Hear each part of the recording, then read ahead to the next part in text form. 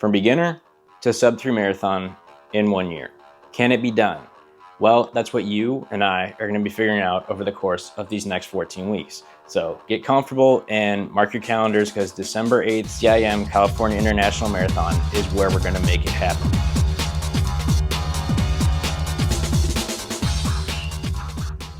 If you're new to the channel, which all of you are, welcome. Hi, it's nice to meet you. I'm Griff. I started running in December of 2023, and it's currently it's like mid-September. Yeah, I'm not good at dates.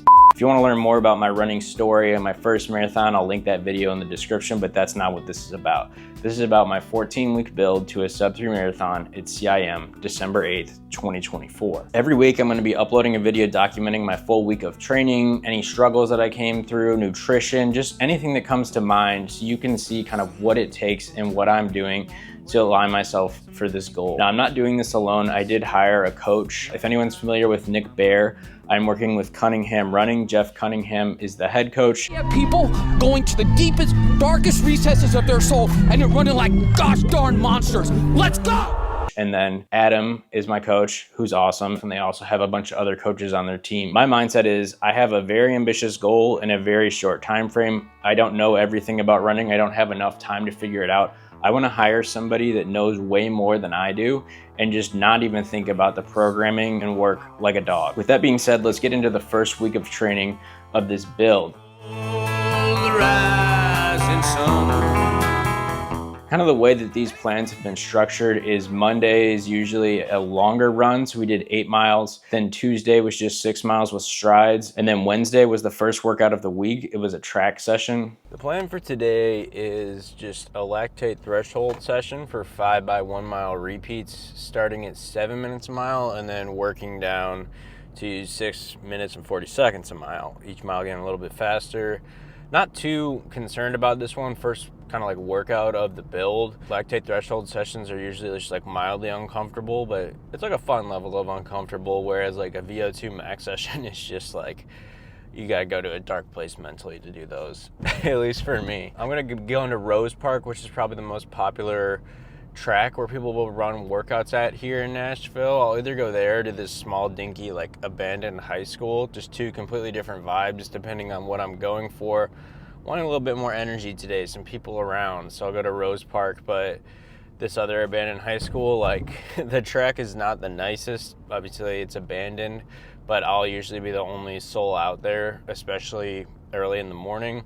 It's not too early, it's like 6:30 right now, and it's a bit warmer than I was hoping it would be. But that's the thing, is you gotta wake up early, especially, I'm not a morning person, but I've found like my hate for mid-afternoon or even like evening workouts is much greater than my hate for waking up early. Once I get up, I'm fine, but it's just getting out of the bed and that first like 30 minutes of getting rolling is what's tough for me. But we're gonna go ahead and crush it. I've been wrong about workouts in the past, but they've been harder than I was thinking. So we'll see. I mean, I don't think it should be too bad, but I'll see you guys on the track.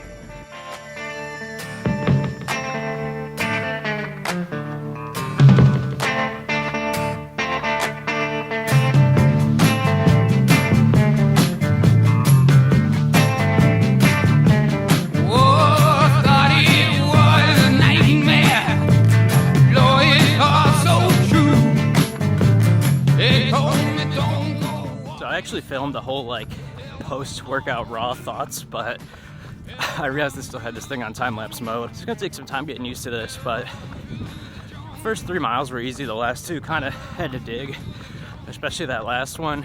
I think Joe Greer was actually at the track, and he's a pretty fast marathoner. He ran 251, I think, for his debut marathon at CIM, which is the one that I'm gonna be doing. I'm looking to run 254 for my second marathon. It's not quite the same thing, but pretty cool to see those guys getting after it this morning as well.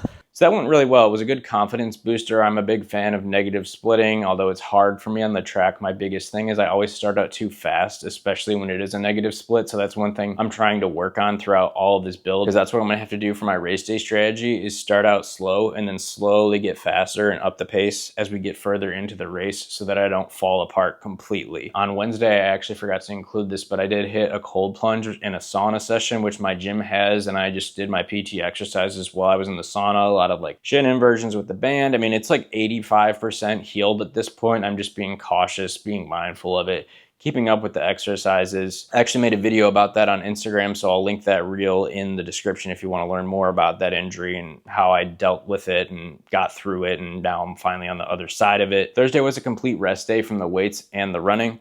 And then Friday, we just got back into it with 5 miles easy and then hit some strides. Strides are something I wasn't familiar with until I hired a coach, but it's basically just not all out effort, but a few quick bursts of 20 seconds, usually 4 to 6 bursts of 20 seconds, getting the legs moving, really emphasizing the knee drive, and also just getting them prepped for a big day of work the next day, which is what Saturday was. Now there was a time. As I mentioned before, I'm not a morning person at all, and these runs start around 6:30 a.m. on Saturdays, so I have to make sure everything is completely ready the night before, and that starts with laying out just fuel. So today it was just a big old honey peanut butter, and then I'll mix together some drinks. I'll have an electrolyte drink that I'll sip on during the run. That's probably BPN's going more sport. And then I'll also have like a greens powder in the morning with some collagen, creatine, and electrolytes, and I'll just have that all ready to go so that I can drink it really quick right in the morning, and then I'll maybe drink a little bit of caffeine. I'm usually too lazy to make coffee that early in the morning because I like to sip on my coffee, and I don't have time for that, so this is like the one rare occasion I'll take a caffeinated pre-workout. Then I'll even get out the toaster, get everything ready, lay out my clothes, pack my bag with everything that I need, and then I'll tape up my shin in the morning and head out the door. And I met up with my friend Joe. He actually runs a endurance gel company called Azoia Gels. They're pretty good stuff, so I'll link them in the description below. No affiliation. Azoia Joe in the vlog. The soft flask is actually in the way. Got Nissan.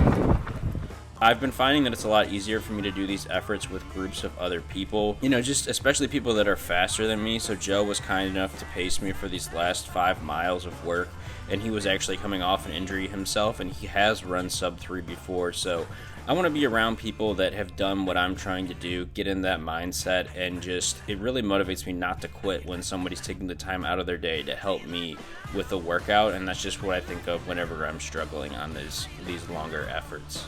We had to stop like once at a stoplight, unfortunately. But what was important is that the stimulus was there and that we picked it up and I hit my last split, which was what I was excited about. Just kind of gave it everything I had and then a little bit of a cool down afterwards. Sunday was off and that was that. Thank you for tuning in. And if you didn't have a chance to check out my first video yet, again, that will be linked in the description, and I'll see you guys next week.